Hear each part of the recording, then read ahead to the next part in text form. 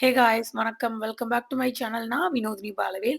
இன்னைக்கு நம்ம என்னோட காலேஜ் ஃப்ரெண்ட்ஸோட நான் பெங்களூர் டூர் போன விளாக், ப்ளஸ் இதோட ப்ரிப்பரேஷன் விளாகும் தான் பார்க்க போறோம். வாங்க வீடியோக்குள்ள போலாம்.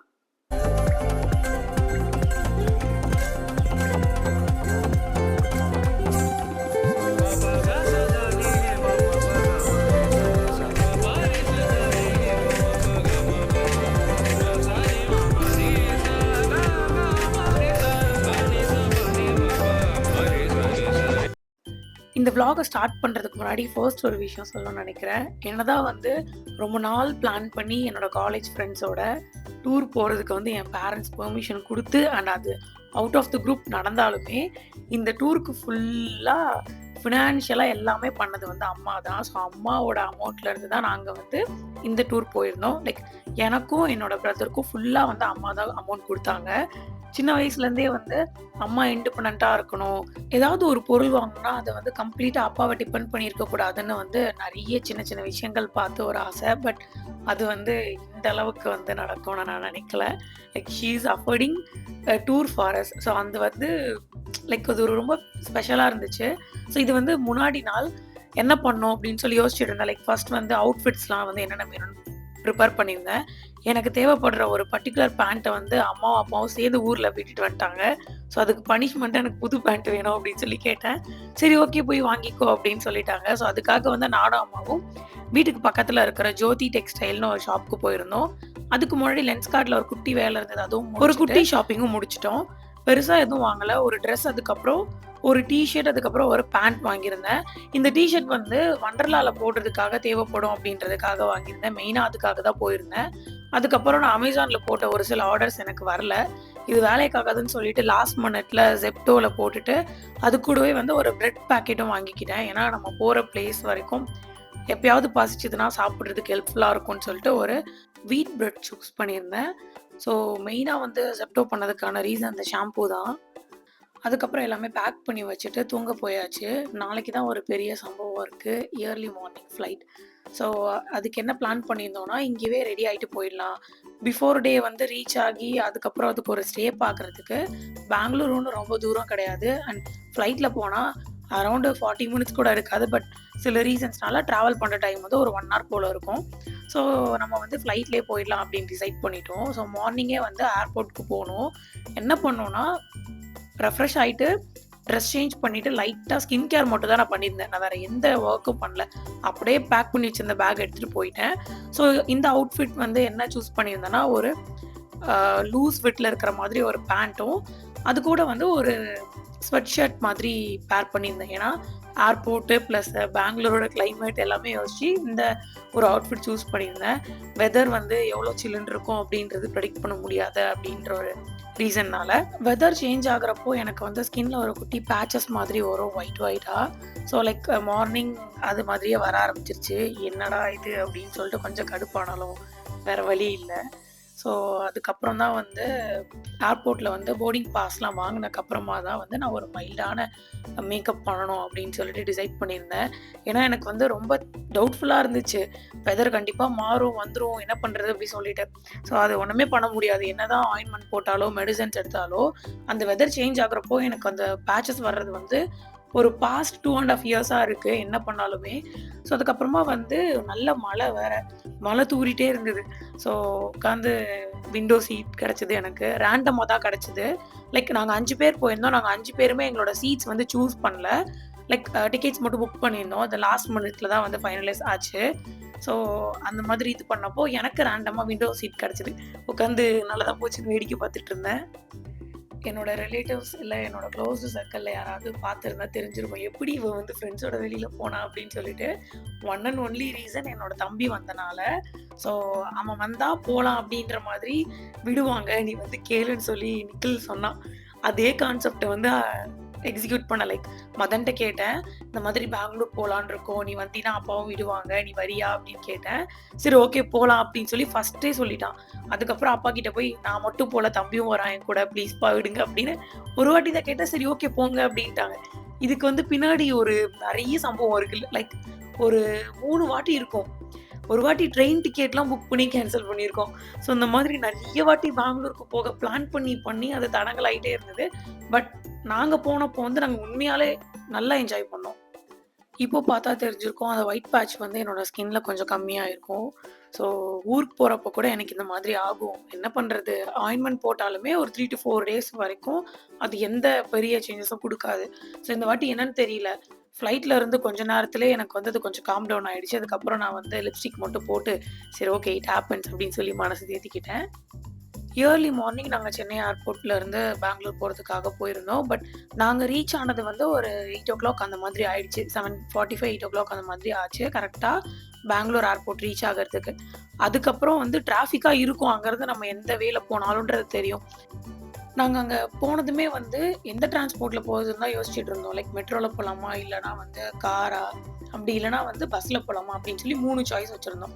ஸோ எங்களுக்கு வந்து அந்த டைம் அவைலபிலிட்டி இருந்தது வந்து பஸ் தான். கிட்டத்தட்ட வந்து போறதுக்கே வந்து 1 ஹார்ன்னு காமிச்ச மேப் வந்து, ஆனா நாங்க போனது வந்து 1 1/2 ஹார்ஸ் கிட்ட ஆயிடுச்சு. ஸோ அது ரொம்ப டிராஃபிக்கா இருந்துச்சு. அங்க வந்து சித்தப்பா இருந்தனால எங்களுக்கு நெறைய விஷயங்கள் வந்து ஏதாவது ஒண்ணுன்னா டக்குன்னு எங்களுக்கு அவங்க தான் வந்து இது பண்ணோம், அது பண்ணோம் அப்படி சொல்லும்போது, ஓகே கைட் பண்றதுக்கு நம்ம ரிலேட்டிவ் இருக்காங்க அப்படி சொல்லிட்டு ஒரு மாரி நல்லா இருந்துச்சு. ஸோ மார்னிங் போறதுக்குள்ள ஒரு மாதிரி ஆயிடுச்சு. என்னடா இவ்ளோ நேரம் ஆகுது அப்படின்ட்டு. கிட்டத்தட்ட எல்லாரும் தூங்கிட்டோம் பஸ்லயே. அதுக்கப்புறம் போனதுமே வந்து சாப்பிட்டோம் நல்லா. ஒரு நல்ல ஹோட்டல்ல போய் சாப்பிட்டோம். டு பி ஃபிராங்க் நீங்க பெங்களூருக்குலாம் பிளான் பண்றீங்கன்னா, நீங்க உங்களோட பட்ஜெட் வந்து 8,000 போட்டீங்கன்னா, எக்ஸ்ட்ரா ஒரு 4,000 கையில வச்சுக்கிறது தப்பே இல்ல. ஏன்னா, நாங்க அப்ராக்ஸிமேட்டா ஒரு ஆளுக்கு ரூ. 10,000 வரும்னு நெனச்சோம். ஆனா, எங்களுக்கு வந்து எக்ஸ்பென்ஸ் வந்து எனக்கும் மதனுக்கும் மட்டுமே லிட்டரலி ஒரு 24,000 கிட்ட வந்துச்சு. இது போக நாங்க வாங்குன ஷாப்பிங் அமௌண்ட் எல்லாம் தனி. நான் பண்ண ஷாப்பிங் தனி, அவன் பண்ண ஷாப்பிங் தனி அந்த மாதிரி. ஸோ வந்து அவ்ளோ ஸ்பெண்ட் ஆச்சு. அது ஏன் அப்டின்னா, உங்களுக்கு போக போக தெரியும். அதுக்கப்புறம் பிரேக்ஃபாஸ்ட் சாப்பிட்டதுமே வண்டர்லாக்கு போறதா தான் பிளான் எங்களோடது. டே 1 வண்டர்லா அப்படின்ற பிளான். ஸோ அங்க போறதுக்கு வந்து சித்தப்பா வந்து அவங்களோட கார் குடுத்துட்டாங்க. ஸோ அங்க இருந்து நாங்க வண்டர்லாக்கு கார்ல தான் போனோம். ஸோ அதுக்கப்புறம் அங்க போயிட்டு போற வழியெல்லாம் நெறைய இந்த அவுட்ஃபிட்ஸ்க்குலாம் ஷாப் இருந்துச்சு. நாங்க எல்லாருமே எடுத்துட்டு வந்திருந்தோம். ஸோ அந்த ப்ராப்ளம் இல்ல. அங்க போனதுமே ஒரு டே ஃபுல்லா வந்து வண்டர்லாவ எக்ஸ்ப்ளோர் பண்ணிட்டு ஜாலியா போச்சு. அத சொல்றதுக்கு வேர்ட்ஸே இல்ல. பட் இந்த டிராஃபிக்ல மாட்டுனது மட்டும் தான் கொஞ்சம் கடுப்பா இருந்தது. பட் பெங்களூர் அப்படிதானே. அதனால என்ன பண்ண முடியும்? எங்களுக்கு எங்களோட டூருக்கான பிரைஸ் அதிகமானதுக்கு ஒரே ரீசன், நாங்க வந்து சூஸ் பண்ண டிரான்ஸ்போர்ட், அதுக்கப்புறம் ஃபுட் தான். மத்தபடி பெருசா செலவாகல. கம்பேர் பண்ணும்போது வெளியில ஒரு டூரிஸ்ட் பிளேஸ்க்கு போனா எப்படி இருக்குமோ அந்த மாதிரி தான் இருந்தது.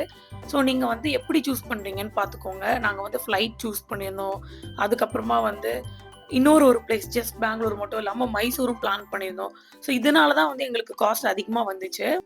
பெங்களூர் வண்டர்லா பத்தி சொல்லணும்னா, நாங்க வந்து வாட்டர் ஆக்டிவிட்டீஸ் எல்லாமே ஆல்மோஸ்ட் போனோம். மத்த ரைட்ஸ்லாம் வந்து நான் அவ்வளவா போனதே இல்ல. சின்ன வயசுலேருந்தே போனதில்ல. எனக்கு பிடிக்காது, தல சுத்தும், வாமிட் பண்ணிடுவேன் அப்படின்ற ஒரு ஒரு விஷயம் மைண்ட்ல வச்சு போவே இல்ல. அண்ட் என் ப்ரோவும் அப்படிதான். அவனும் போல. ஸோ நாங்க அங்க போனதுமே வந்து சார் ஒரு கோக் குடிச்சாங்க. அதுக்கப்புறம் நான் வந்து டிக்கெட்ஸ் எடுத்துட்டு உள்ள போயிட்டோம். நாங்க வந்து ஐடி கார்டு எடுத்துட்டு போனனால எங்களுக்கு வந்து சம் ஆஃபர் ஏதோ ஒண்ணு போச்சு. அதுல கொஞ்சம் அமௌண்ட் ரெட்யூஸ் ஆச்சு. ஸோ அது ஒண்ணு மட்டும் கொஞ்சம் பிரயோஜனமா இருந்தது. அதுக்கப்புறம் அங்க இருக்க ஃபுட்ஸ் பத்தி சொல்லணும்னா, பெரிய லெவல்ல நல்லா இருக்காது. அண்ட் பிரைஸுமே ரொம்ப காஸ்ட்லி. ஸோ நாங்க என்ன பண்ணோம்னா, யூசுவலா சாப்பிடுற மாரி இல்லாம பீஸா அந்த மாதிரி போயிடலாம் அப்படின்னு சொல்லிட்டு, எது வாங்குனாலுமே 1 இல்லன்னா 2 வாங்கி நானும் மதனும் ஷேர் பண்ணிக்கிட்டோம். ஸோ மத்தவங்களும் அந்த மாதிரி தான். ஒரு ஐட்டம் வாங்கி ஷேர் பண்ணி சாப்பிட்டோம். ஸோ நான் என்ன பண்ணியிருந்தேன்னா, கொஞ்சம் திங்க் பண்ணி ஒரு காம்போ பிக் பண்ணியிருந்தேன். அதுக்கப்புறம் ஒரு பீஸா வாங்கியிருந்தேன். ஸோ ஈஸியா இருக்கும். ஒரே ஃபுட்ட ஒருத்தர் சாப்பிடாம ஷேர் பண்ணி சாப்பிட்டுக்கலாம். அண்ட் புடிக்கலனா கூட ஒருத்தருக்கு புடிச்சா அப்படியே மாத்திக்கலாம். அந்த மாதிரி தாட்ல பண்ணேன். எனக்கு வந்து சின்ன வயசுலேருந்தே இந்த ஃபிஷ் இப்படி கடிக்கிறது வந்து ரொம்ப பயம். ஆனா வந்து ஒரே ஒரு வாட்டியாச்சும் இந்த ஸ்பா பண்ணணும் அப்படின்னு சொல்லி ரொம்ப ஆசை. ஸோ வீட்லேருந்து போனா பயத்துல கத்துறத பத்தியே வேணாம் அப்படின்ருவாங்க. ஸோ இந்த வாட்டி ஃப்ரெண்ட்ஸோட போனனால நாங்க எல்லாருமே பண்ணோமா, கிட்டத்தட்ட ஒரு 5 நிமிஷம் கால உள்ள எடுத்துட்டு வந்துட்டு ரொம்ப யோசிச்சுட்டு இருந்தேன். ஆனா உள்ள வச்சக்கப்புறம் கொஞ்ச நேரத்துக்கு அப்புறம் அது ஒரு மாதிரி பயங்கரமா இருந்தது. இன்னும் கொஞ்ச நேரம் கூட வைக்கலாம் போல அப்படின்ற மாரி இருந்துச்சு. அதுக்கப்புறம் எல்லாரும் ரைட் போக ஆரம்பிச்சுட்டோம்.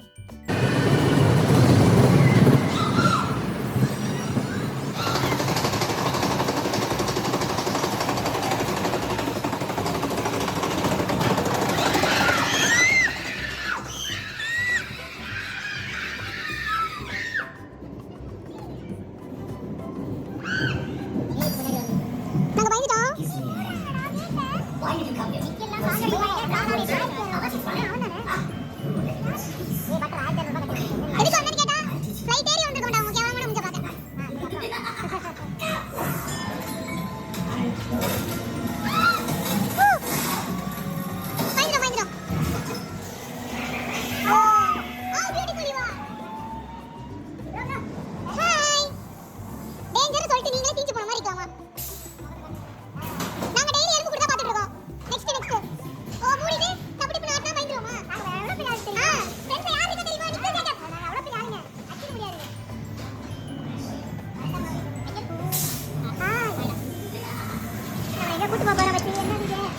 வாவ் வண்டி வீல் சரியில்லை சரி பண்ணி விடுறீங்களா